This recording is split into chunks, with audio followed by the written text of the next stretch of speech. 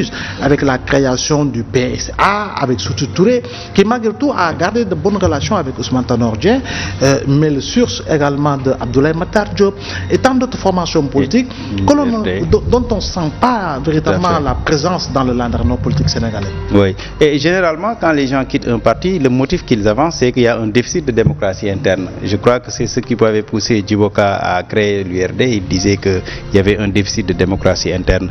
Mais il faut aussi comprendre cela pour le fait que nous sommes si les partis ne sont pas aujourd'hui véritablement attractifs, c'est un peu dû à ça. Parce que les citoyens ne veulent plus que leur champ de conscience soit aligné par un agenda ou la plateforme d'un parti. Et souvent, ils ont le sentiment qu'en adhérant à un parti, et si ce parti n'est pas démocratique, ils perdent une part de leur liberté d'action et de leur liberté d'analyse. Parce qu'ils sont sous la coupole de la direction du parti et souvent ces directions sont jacobines, centralistes et décident de l'orientation.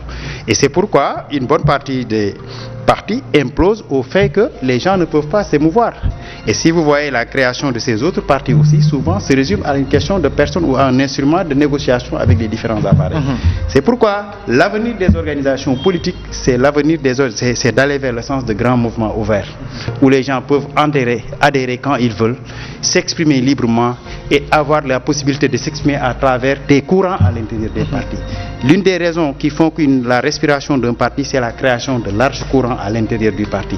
Comme ça, les gens s'identifient idéologiquement, qu'il y ait des clivages gauche-droite et chacun peut, sur la base de ce qu'il considère lui, ses convictions. Parce que les convictions politiques d'un individu, contrairement à ce que beaucoup de gens pensent, ne sont pas spontanées. Ils sont influencés par l'environnement à travers lequel le gars a grandi, ses conditions sociales, ses conditions économiques.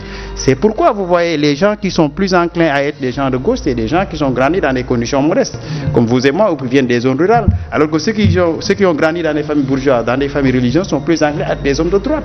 Donc ces clivages-là sont influencés par la naissance. Et si quelqu'un maintenant qui a grandi dans cette atmosphère-là ne parvient pas à se mouvoir dans un parti de gauche, c'est ce qui amène le clash.